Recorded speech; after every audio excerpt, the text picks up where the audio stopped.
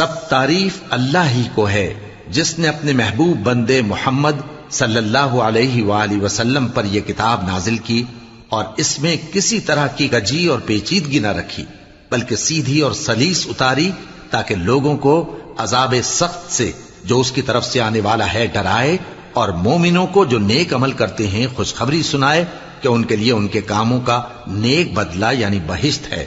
جس میں وہ ہمیشہ رہیں گے، اور ان لوگوں کو بھی ڈرائے جو کہتے ہیں کہ اللہ نے کسی کو بیٹا بنا لیا ہے۔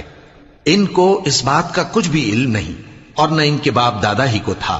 یہ بڑی سخت بات ہے جو ان کے منہ سے نکلتی ہے، اور کچھ شک نہیں کہ یہ جو کچھ کہتے ہیں محض جھوٹ ہے۔ اے پیغمبر،